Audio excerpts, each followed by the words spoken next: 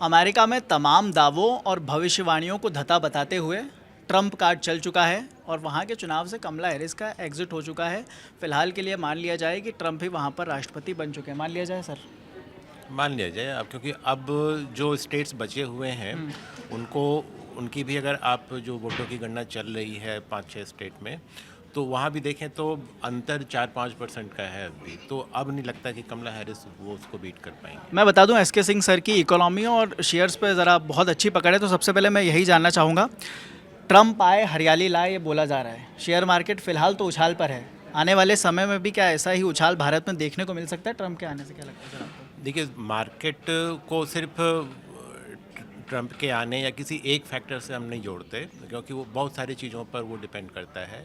रही बात इकोनॉमी की, तो इकोनॉमी को फ़ायदा हो सकता है इस सेंस में कि जब पिछली बार जब ट्रंप आए थे तब उन्होंने चाइना के खिलाफ टैरिफ एक वार चला था अमेरिका और चाइना के बीच। तो उन्होंने करीब $380 बिलियन के जो चाइना से अमेरिका को एक्सपोर्ट हो रहा था उस पर उन्होंने टैरिफ लगाया था। तो उससे चीन का एक्सपोर्ट जो अमेरिका को है वो काफ़ी प्रभावित हुआ।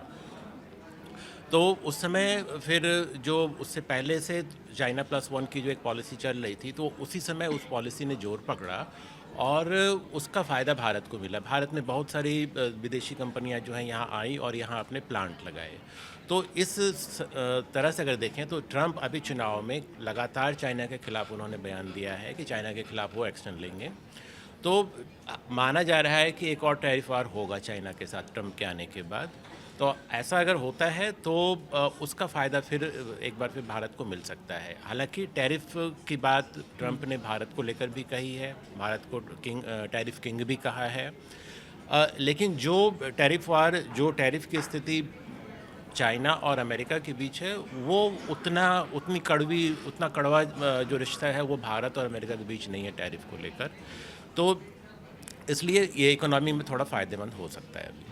अच्छा, कुछ समय पहले एक रिपोर्ट पब्लिश हुई थी, मैं रिपोर्ट्स पढ़ रहा था जिस समय चुनाव का दौर चल रहा था, कि अगर कमला हैरिस चुनाव जीतती हैं तो फेडरल की ब्याज दरों में कटौती करेंगे, जिसका असर भारत पर भी पड़ने की संभावना जताई जा रही थी। और माना जा रहा था कि अगर वो वहाँ राष्ट्रपति बनती हैं तो कर्ज भारत में भी सस्ता हो सकता है, ये भारत के लिहाज से अच्छा है। जबकि ट्रंप अगर वहाँ पर आए तो उनकी नीतियाँ अमेरिका फर्स्ट की हैं, तो वो इस तरह से कटौती नहीं करेंगे ब्याज दर में। क्या इस तरह से भारत पर असर पड़ने की आशंका है? देखिए, वहाँ के जो फेडरल रिजर्व है उसको काफ़ी हद तक इंडिपेंडेंट माना जाता है कि वो सरकार कोई भी रहे, राष्ट्रपति कोई भी रहे, तो वो इंडिपेंडेंटली फ़ैसला लेता है। और इसलिए मतलब उसकी ये खासियत मानी जाती है फेडरल रिजर्व की। तो इसलिए ये कहना है कि भाई ट्रंप आएंगे तो रेट घटा देंगे या बढ़ा देंगे, ये थोड़ा सा ज़्यादा हो जाएगा। अब आने वाले समय में देखना ये होगा। एक सवाल और मेरे दिमाग में आ रहा है विवेक सर, मैं आपसे पूछना चाहूँगा, ट्रंप ही क्यों? क्योंकि ज़रा कमला हैरिस भारतीय मूल की भी हैं, तो भारतीयों का ज़रा ज़्यादा लगाव है, इसीलिए बार बार सवाल उठ रहा है कि कमला हैरिस को छोड़ के क्यों ट्रंप को चुना गया वहाँ पर अमेरिका में? ऐसा क्या मुद्दे थे, किन मुद्दों को लेकर ट्रंप आगे हो गए, कमला हैरिस कहाँ पिछड़ गई? एक्चुअली जब अमेरिका में इलेक्शन स्टार्ट हुए तो स्टार्टिंग में ही ट्रंप के प्रतिद्वंदी के तौर पे जब बाइडन आए तो वो कहीं ना कहीं अपनी उम्र की वजह से वो थोड़ा मुश्किल में दिख रहे थे। उसके बाद अचानक से बदल के फिर कमला हैरिस को लाया गया। अब कमला हैरिस की लेट एंट्री ने जहाँ तक मुझे लगता है कि थोड़ा उनको डेंट किया। वो उतना टेम्परामेंट नहीं बना पाई वहाँ पर अपने फेवर में। दूसरा, जो इलीगल माइग्रेंट्स का जो मुद्दा था उसको लेके अमेरिका में हमेशा से ट्रंप काफ़ी मुखर रहे हैं और वहाँ पर रोज़गार और माइग्रेंट्स के मुद्दे को लेके वो हमेशा उसको तेज़ मतलब बड़े पैमाने पर उठाते रहे। तो इससे कहीं ना कहीं लोगों में ये लगा कि अगर ये आएंगे तो शायद रोज़गार के मौके बढ़ेंगे, माइग्रेंट जो इलीगल आ रहे हैं उनमें कुछ लगाम लगेगी और कहीं ना कहीं इकोनॉमी को फ़ायदा मिलेगा। तो ये मुद्दे मुझे लगता है इन मुद्दों की वजह से उनको थोड़ा सा बढ़त मिलेगी। अनुराग सर भी हमारे साथ हैं। सर, सबसे पहले तो अब मैं बातें तो बहुत हो गई, भारत के ऊपर इसका क्या असर पड़ेगा इसकी बात कर लेते हैं। सबसे पहले ट्रंप की नीतियों की करते हैं, दूसरे में हम बात करते हैं रक्षा की, और एक इमिग्रेशन पर बाद में बात करेंगे। सबसे पहले ट्रंप की नीतियाँ क्या रहेंगी? मुझे ऐसा लगता है कि अगर आप ट्रंप की बात करते हो, मोदी जी का जो ट्वीट है प्रधानमंत्री मोदी का, वो एक पूरा सकारात्मक दिखाने की कोशिश है कि मेरे दोस्त को दोबारा गद्दी मिलने पर बधाई, जो उनका एक पूरा तरह से मजमून उस ट्वीट का कहना चाहते हैं। तो जो ट्रंप की मूलतः नीतियाँ हैं वो इस वक्त दिखता है कि भारत के सपोर्ट में ज़्यादा रहेंगी। और पहले से आप बात करें तो चीन का मामला असला अगर देखा जाए तो उस मामले में जो चीन का हमेशा, चाहे क्वाड का मामला रहा हो, जो भारत का जो सपोर्ट है वो हमेशा अमेरिका करता रहा ट्रम्प के कार्यकाल के अंदर। अगर हम दूसरा पॉइंट देखें दोस्ती की बात, तो दोस्ती जो मोदी और इनकी हाउस्टन में जब इन्होंने एक मोदी का पूरा हाउस किया था और बहुत प्रचंड बहुमत से वहाँ पर लोग इकट्ठे हुए थे, और उसमें ये भी हुआ था, मोदी ने भी ट्रम्प को अपना एक बहुत पक्का दोस्त कहा और उसके बाद उन्होंने भी दोस्त कहा।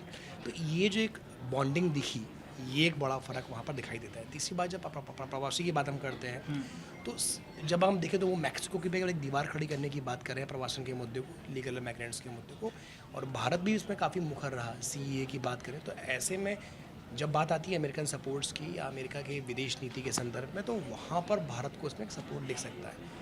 आपने बात कही आर्म्स एंड टेक्नोलॉजी ट्रांसफर्स की, तो उसमें शुरुआत में तो आनाकानी रह सकती कि टेक्नोलॉजी ट्रांसफ़र में, लेकिन जैसे ट्रंप के जिस तरह से भारत के रिश्ते बनने की उम्मीद दिखाई दे रही है, वहाँ पर ये चीज़ संभव दिखाई देती है।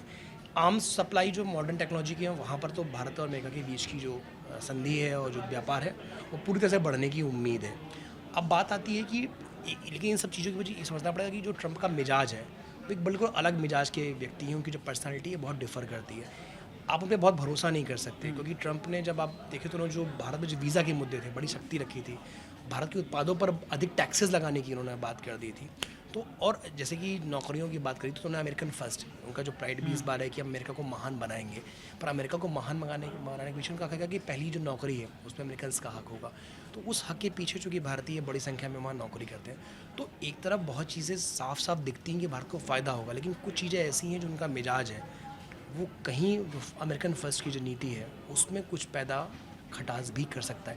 कनाडा के मुद्दे पर भी हालांकि लगता है मुझे कि जो डेमोक्रेट्स की जो बात ट्रूडो अधिक करते हैं, डेमोक्रेट्स के समर्थन की बात थी, उस मुद्दे पर भी जो सबसे बड़ा भारत के लिए मुद्दा भी दिख रहा है, वहाँ पर भी ट्रंप का भारत को समर्थन मिल सकता है।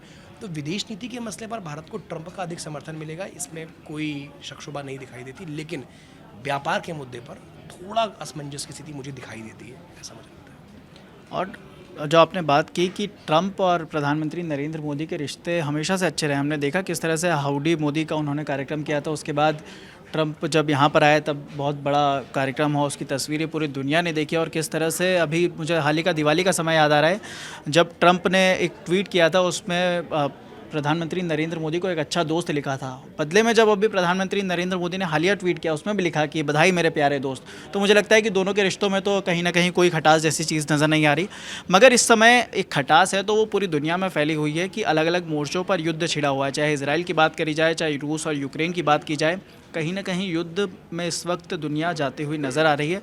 स्कंद सर, मैं आपसे सवाल करना चाहूँगा, क्या ट्रंप के आने से इन युद्धों में कुछ असर पड़ेगा या नहीं? बड़ा असर पड़ेगा। मतलब अगर हम देखें तो अगर कमला हैरिस कंटिन्यू करती तो अमेरिका की जो पॉलिसी चली आ रही थी लगभग वही रहती, बट ट्रंप ने अगर देखा जाए तो चुनाव में जो उनका अभियान था उसमें ही ऐलान करा था कि एक तो वो जो इजराइल वाला युद्ध चल रहा है उसको वो इजराइल को एकदम पूरा पुरजोर समर्थन के पक्ष में थे।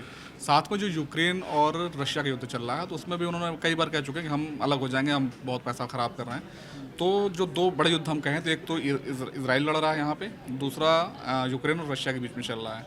दोनों जगह अमेरिका की जो नीति है वो बदलेगी। वहाँ हो सकता है कि सबसे बड़ी मुसीबत जो अभी आ सकती है वो जेलेंस्की के लिए आ सकती है, क्योंकि अभी तक जिस तरह का सपोर्ट इनको मिल रहा था, अगर आप देखें तो यूएस का ही ज़्यादातर सपोर्ट था, उसके अलावा यूएस के कुछ यूरोप के कुछ अलाई थे। अगर ट्रंप के हम पिछले कार्यकाल की नीतियाँ देखें तो वो तो यूरोप को ही कहते हैं हम नाटो से मैं खर्चा नहीं देंगे, नाटो खर्चा दो, तो पूरा यूरोप अपनी सुरक्षा को लेकर ऑलरेडी चिंतित रहता है ट्रंप के कार्यकाल में। दूसरा, इन्होंने कहा है कि यूक्रेन को हम उस तरह से समर्थन नहीं देंगे या चाहेंगे कि जो झगड़ा खत्म हो जाए, युद्ध बंद हो। तो कहीं ना कहीं ये दबाव यूक्रेन पे आएगा और हो सकता है रशिया को कुछ फ़ायदा मिल जाए कि रशिया कुछ थोड़ा बहुत इलाकों पे कब्जा करके और युद्ध विराम की घोषणा कर दिया, कुछ भी हो। तो एक जो युद्ध चला रहा है 3 साल से वो थमने के आसार नज़र आ रहे हैं। साथ में खतरा ईरान पे ज़्यादा बढ़ता है, क्योंकि जो ट्रंप है ईरान को बड़ी शत्रु के तौर पर देखते हैं, और उनका जो जैसे अभी हम बाइडन जो प्रशासन था वो नेतन्याहू पर दबाव बना रहा था कि युद्ध जल्दी खत्म करें या कम करें, तो कम ट्रंप ऐसा कुछ नहीं करेंगे। ट्रंप को अगर कहना भी होगा तो ट्रंप कहेंगे कि और मतलब और अच्छे से करो, हो सकता है ट्रंप भी साथ दें उस तरह को युद्ध को निपटने में। तो ये दोनों युद्धों में जो तरीके हैं उसमें बदलाव आएगा।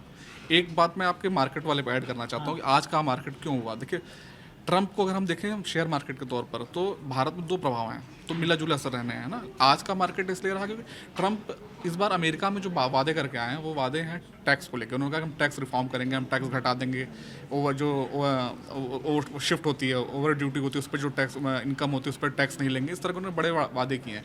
तो उसको लेकर माना जा रहा है कि जो कॉरपोरेट्स अमेरिका में जो इस तरह की को एक बल मिलेगा। जिस तरह से आज उन्होंने इलोन मस्क की तारीफ़ करी और उन्होंने बोला कि हमको अपने जो हमारे जो इंटेलिजेंट लोग हैं हमको उनको सपोर्ट करना चाहिए, हम तो वो सारी बातें अगर आप देखें तो वो एक बिजनेस कम्युनिटी को सपोर्ट करता है। तो भारत में 2 तरीक़ों से असर आता है। एक तो जो डायरेक्ट फैसले हैं कि जैसे अगर हमारा फ्लो कितना आ रहा है, एफडीआई का कितना फ्लो आ रहा है, या हम जो प्रोडक्ट बेच रहे हैं, जैसे आईटी को हमारे खतरा हो सकता है अगर ट्रंप उस तरह की नीतियाँ अपनाते हैं जिसमें कि टैरिफ ज़्यादा है, तो हमारी आईटी, हमारी फार्मास्यूटिकल कंपनियों को दिक्कत आ सकती है। लेकिन अगर ओवरऑल अमेरिका का बाजार अच्छा करता है तो उसका जो असर है वो पूरी दुनिया में पड़ता है और भारत को कुछ ज़्यादा पड़ता है, क्योंकि अभी एक बहुत बड़ा हिस्सा जो एफडीआई का है वो अमेरिका से भारत में आता है।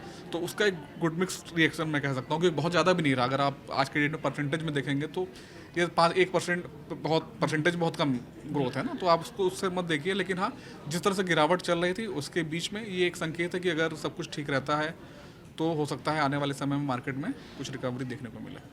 यानी कि भारत के लिहाज से अगर देखा जाए तो ट्रंप का आना एक तरह से अच्छा भी है, मगर इसे पूरी तरह से भी अच्छा हम नहीं कह सकते। ये तो आने वाला वक्त ही बताएगा, क्योंकि जिस तरह से आपने बताया कि ट्रंप की नीतियाँ लगातार बदलती रहती हैं, ट्रंप अपने वादे के भी कहीं ना कहीं पक्के नहीं है कि जिस तरह से, हालांकि पुराना समय मुझे लगता है कि 2000 उस समय की बात है जब ट्रंप का कार्यकाल था। अब देखना ही होगा क्या वापस H1B वीज़ा वाली नीति को ट्रंप अपनाते हैं या नहीं अपनाते, ये तो आने वाला वक्त ही बताएगा। फिलहाल हम आप तक अपडेट्स पहुंचाते रहेंगे।